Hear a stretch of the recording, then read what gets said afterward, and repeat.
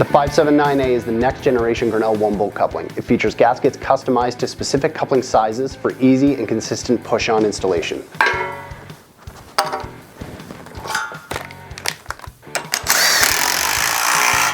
Because a smooth installation is a fast installation. Learn more at tyco-fire.com/579A. Like and subscribe. Hey everybody, thanks for tuning into this episode of the Fire Sprinkler Podcast. I've got Nick on from JCI and we're going to talk about a new product. Nick, how's it going today? Pretty good, man. Just living up in Vegas right now, enjoying the AFSA conference. So depressing. You're at the AFSA conference and expo down at it's at the Bellagio? Yep, that's correct. That's correct. We're recording on the Tuesday, the 18th right now. Up until Saturday night at about 11 o'clock, I was still looking at flights and hotels and possibly jumping on a flight at 5:30 the next morning.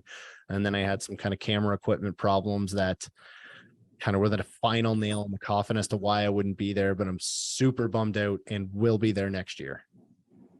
I'm looking forward to it, man. I loved it. I love the fact that we have the relationship we have, but I'd like to have some conversations in person with you in the future.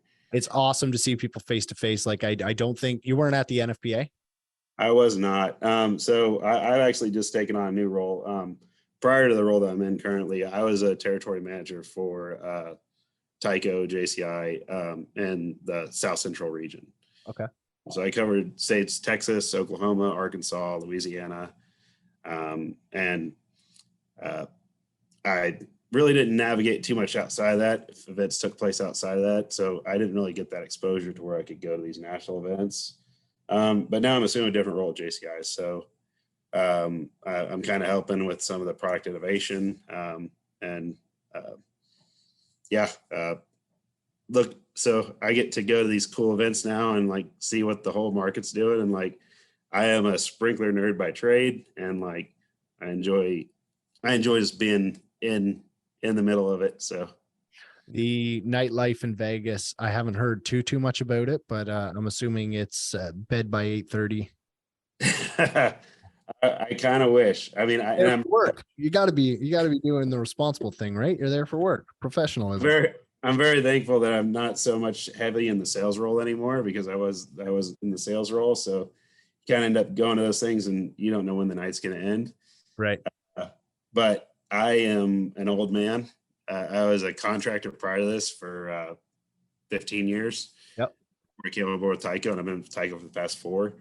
So I'm an old man with kids, and I like my sleep. So who doesn't? Yeah. So Vegas, it's beautiful. There's a lot of fun stuff to do here. But the funny thing is, I don't think that I have stepped off that convention floor. Hardly. Anytime I can be in there, whenever it's open, that seems to be where I'm at. Anybody from JCI that's listening, that's the official word, and I'm not going to say any different. Happens here, stays here, man. So what we're here to talk about today is this thing right here, the 1-bolt coupling, the new 1-bolt from G Fire. Yep. And it's actually it's a reiteration of a earlier launch that we did about 4 years ago. Right. Which great, hands down, reliable product as long as you did the proper training with it. Okay. I think our goal with our relaunch was we want to make they've been on the market for 4 years.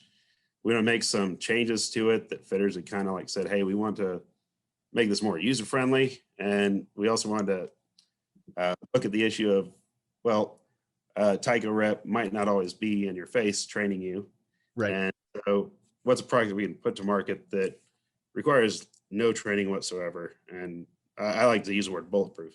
Yeah. It seems pretty bulletproof.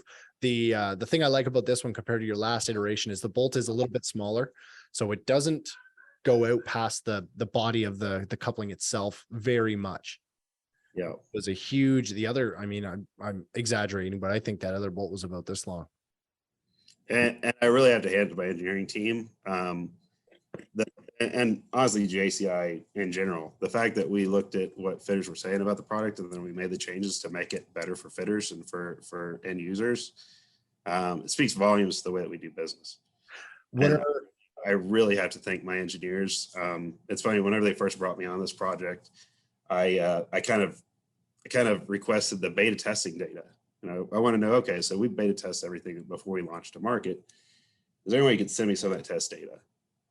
And they sent me a book about this thick.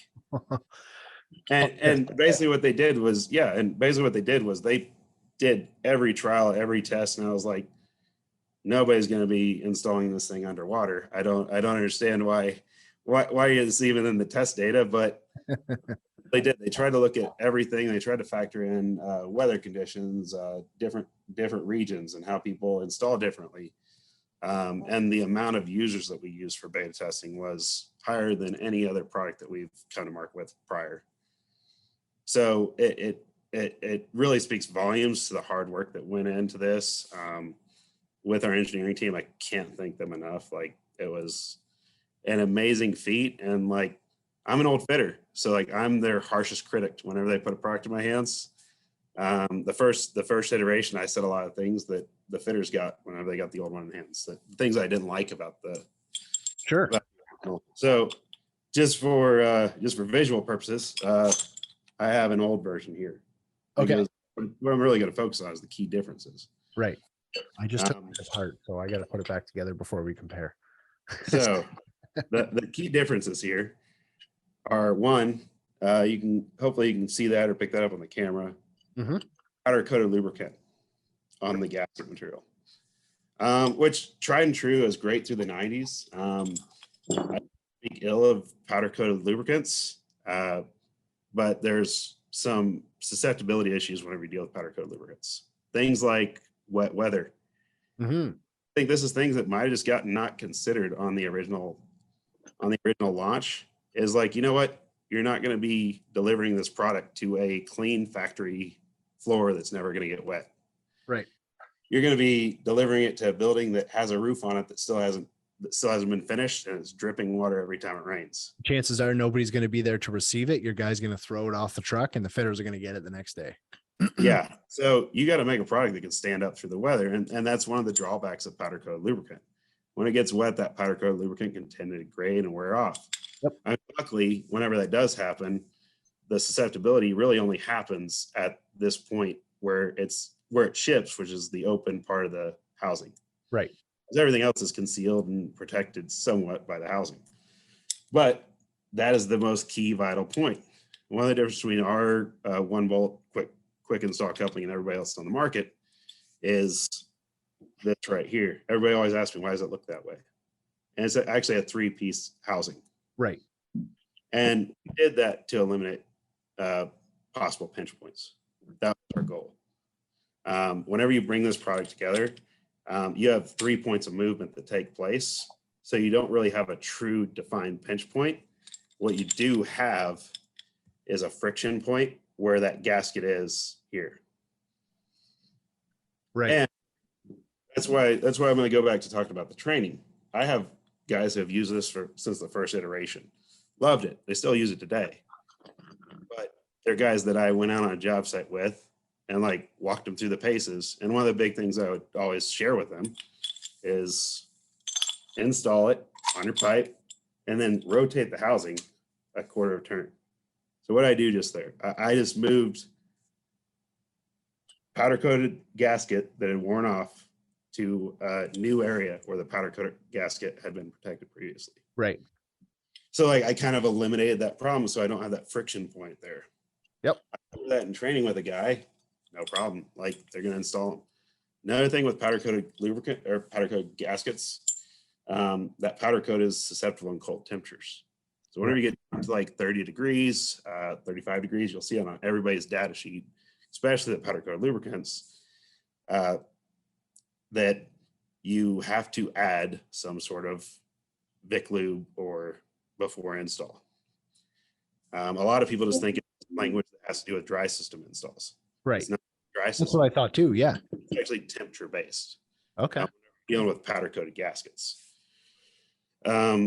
And I think the reason you didn't see this problem in the 90s, whenever like the powder coat was really prevalent, is like the guys who are taking these things apart, like you're prepping them, and like they were all guys of the trade who'd been in it for 15 years, and they're going to lubricate the gasket anyway with thick lube. They got to keep the truck. Like I'm already going through my process, so like I think that you didn't see that many issues with it in the past, but I think kind of as we're getting into this new age of more use whenever it comes to these quick install couplings, you're going to see a lot more problems if they're using a powder coated lubricant. So that was the major design difference that we made with the new product. We went to an impregnated gasket lubricant material. Right. Whenever you install this, it's actually inside the gasket itself. So whenever you put pressure on the gasket, it leaches out and it provides lubrication at the friction surface. So the house. That's how it works. Mm-hmm. Oh, because it feels like, I mean, it doesn't feel extremely greasy. It feels like there's a little bit of slick there, but yeah, it feels like it would be enough just to prevent it from binding. And I mean, I've been pinching this thing together since I've had the thing. It's, you know, this is my stress relief right here. Right? Yeah. If you take that thing apart and you start playing with it in your hands, your hands will start feeling greasy after a little while. Yeah. Yep. As you're using it to, so yeah, that's kind of how it works. Like, and the good thing about that is it's actually locked in. So all your lubricant material is locked in the gasket yourself. So all those weather conditions that we saw previously are greatly diminished. So I think that was a huge driver. We didn't have a ton of test data on it because most times stuff is installed and you can't get, but I was, what I felt like was a major contributor to people who had issues was weather and the powder coated lubricant. Well, while we're taking it, the thing that I love about our engineering team is, okay, we're going to go to this new gasket. Like, so what else can we do to improve the product? Like, let's get some feedback. And one of the things that people, fitters, the things we heard is, you know, it just doesn't sound solid. Like, I don't like that it doesn't sound solid. I don't like that it feels a little loose and like it feels sloppy. Yeah. Which, man, you want to try to produce a product, and this is why I wanted to thank my engineers at the front end. You want to produce a product that fitters are like, to base it on fitter feel, like you're going off into the deep end, because like there's a lot of that's a high bar to hit. To get Really fitter approval. I was going to say, if you're getting good fitter approval, that's, so this is the new one, and it's yeah, a lot of rattle there. Yeah, there's not a lot of rattle. There's also not a lot of like movement in the gasket. So the way we did that was we actually upsized the gasket. So the outside diameter is larger. So what that does, it actually forces the housing apart. What we realized during beta testing is it fixed another issue that I kind of recognize as a fitter, and some of the people that used it have recognized this right here. So you impact on it, and the bolt. so you go to install this on, and that bolt's in a lifted position. Yep. And then you go to turn it with the impact, and then you're like, what the heck? And then you have to readjust the bolt and pull it and then tighten it. And then you pinch the gasket. Most of the time, if that happens, a little minor adjusting causes a pinched gasket as well. Yeah. So now it's pushed apart, like by that gasket forcing it apart. So like we kind of fixed two things that like just were just like, it just added benefit. But like, I feel like it's a big thing. There's nothing that annoyed me more than whenever I'd hit a quick install coupling with my impact, and it would just turn in place. Like it was one of the worst things. Like, it's just annoying. It's just that little annoyance. Little things that drive guys. A day. How has the response been? You said that these have been out and the beta testing's been out there and things like that, but how has the response been from a fitter standpoint as far as getting them installed and stuff like that? How has it been with getting them out there?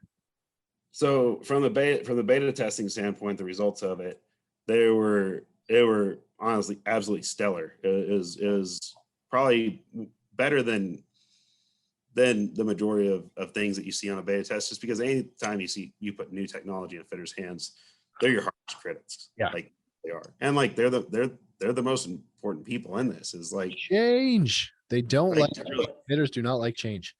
Yeah, and trying to get their buy off on anything that looks, and just the fact that it looks different.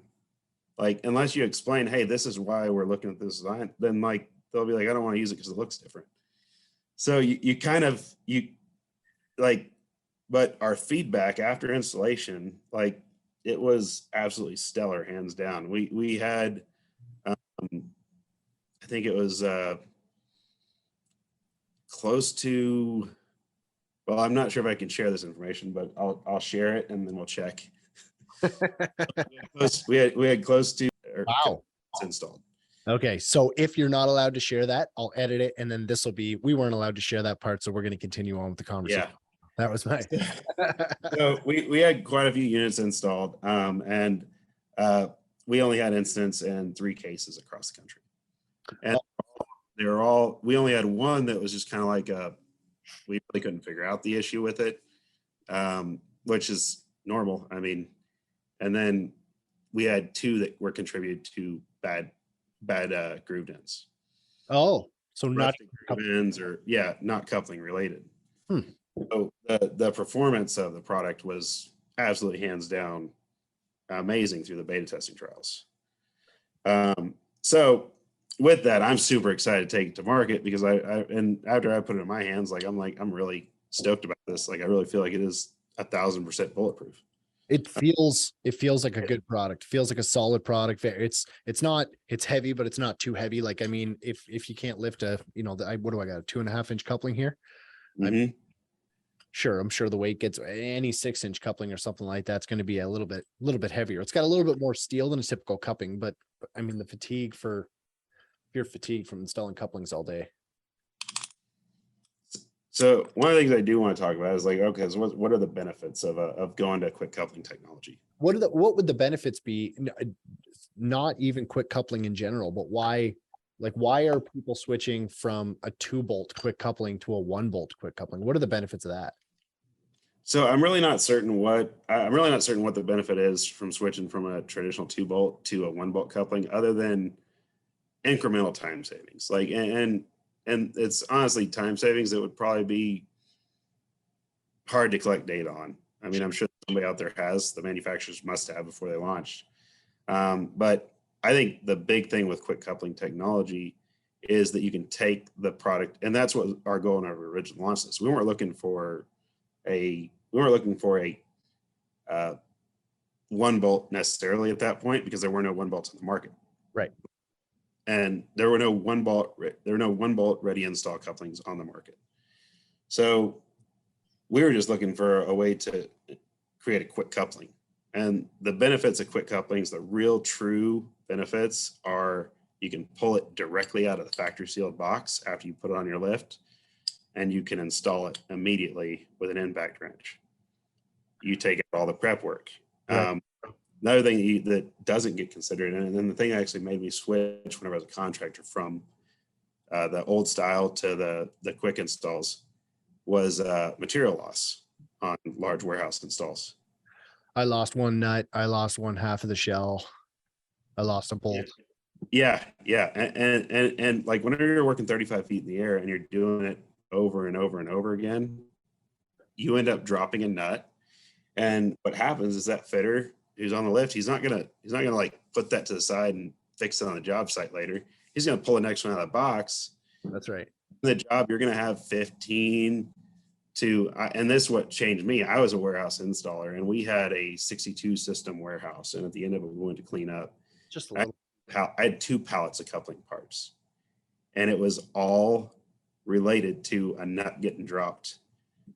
And I was able to make those parts into full assemblies, like at our shop with the use of our shop guy. So like, we ended up like recouping some of that loss back, but I still bought the coupling twice. Yeah, absolutely.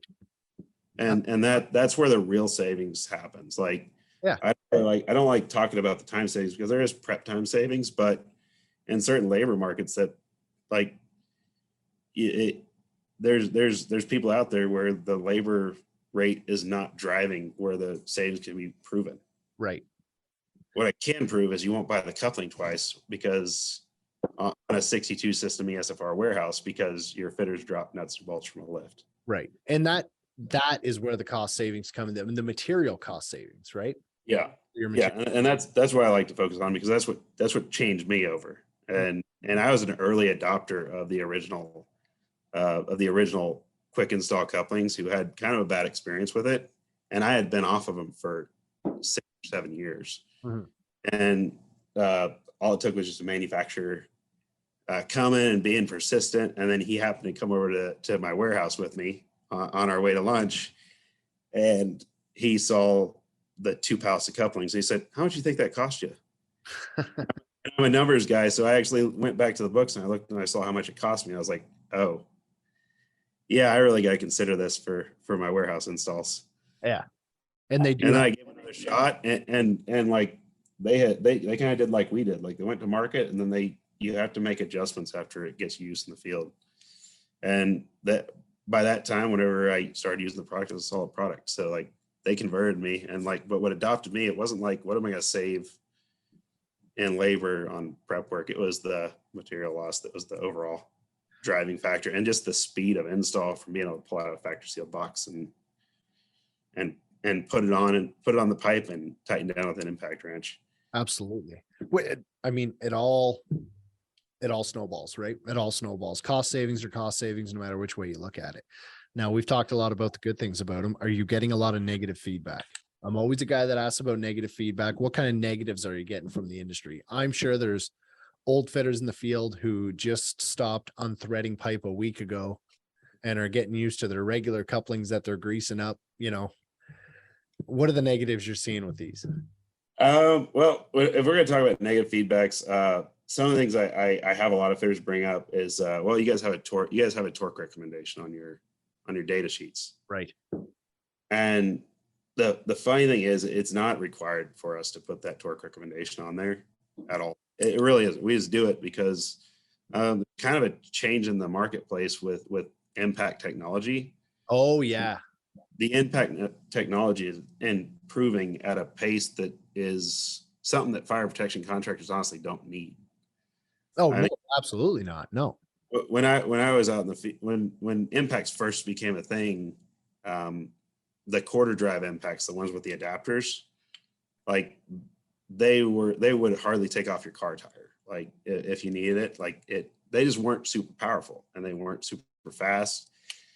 And I know that one manufacturer of impact tools had a 30% torque improvement in a year. And whenever you look at things like that, we're looking at potential problems for our industry because you're going to have a lot more people cracking couplings and things like that. Snapping ears off couplings.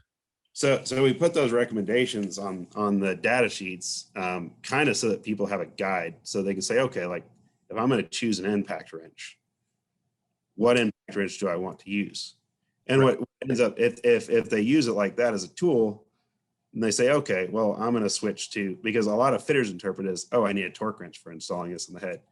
It's not what it's there for. It's there so that you have some sort of guide or like broad base so that you can choose your tool. Yeah, that same fitter though who comments on that, I guarantee you doesn't torque a sprinklers installation, but they're all supposed to be torqued between 7 and 14 foot-pounds, right? Yeah, and it really just comes down to, we did it so that the contractors have a guidebook, because there are variable speed impacts where you can say, okay, if I'm installing a 4-inch coupling, this is the torque that I need, and I can kick to this speed. Or if I'm installing a smaller, then I can kick to this speed. Right. And we just want to empower that. The reason for us putting on the data sheet was for people to empower them so they can make smart decisions. But a lot of that you can't convey that message on a data sheet. If you tried, all of our data sheets would Come on the podcast. You can do a lot of stuff on a 2-page document, but we've been talking for a half an hour already, and you can give a lot of information.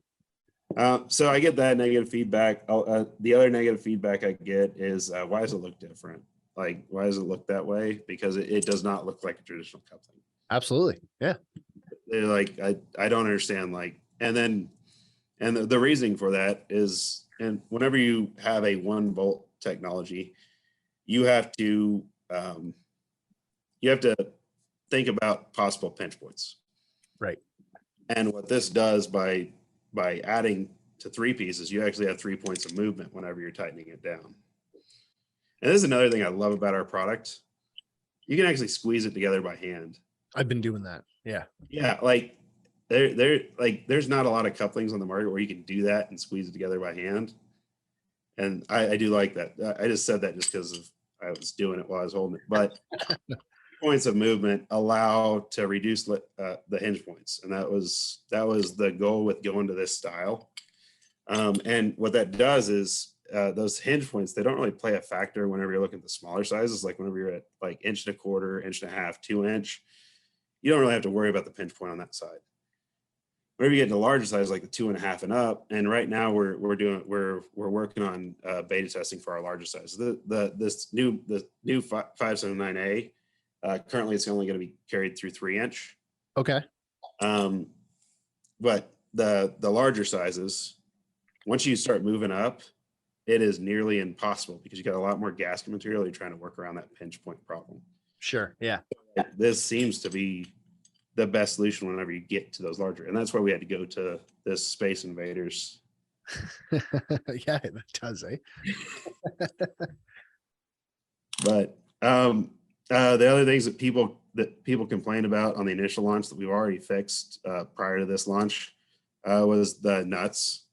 You have to always make sure you have a Loctite or something like that keeps that from backing off. Yep. We have a strip of Loctite there so it doesn't back off. Yep. Still have that adjustment, so if you ever need to get to the max flare allowed per spec, you can back it out. Yeah, I've been playing with mine for like 2 months now. It's been sitting on my desk, so my Loctite's worn off.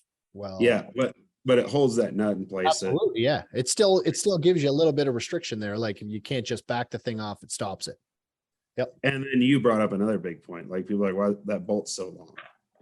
And well, whenever you're doing a 1 bolt in the open position, you have to make the bolt a little bit longer. And what's really important is that you're not creating a new footprint. Right. And it's matching up with the opposite side of the housing. You're not adding footprint space. Yeah, because you can add this thing, you can slide it in for a retrofit, you can get it in a pretty tight spot. But if you now have a bolt that hangs out an extra inch past your coupling, all the savings are gone. And what I do like about this with that flat back Mhm. is you have to run a pipe right up next to ductwork and like a hallway or something. You have that option. Yeah, or on the vertical. Against a typical 2 bolt. You can get on the vertical right up against a wall too. Mm-hmm. And I don't have any pictures on me, but if you've ever tried to install a quick coupling after coming directly off of a short radius 90, like say like the feed coming into the building, you want to run a short radius 90, you can't catch 2 bolts on that. They go on an angle. Yeah. The only product that will work to do that short radius 90 on a flange gasket adapter to the feed is this one that I've seen. Right. This or a traditional 2 bolt. Right. Or actually, no, I don't even think traditional 2 bolts. I think you still have a long radius. 2 bolt. Yeah, they'll be on Yeah. on the angle. So like, Touch.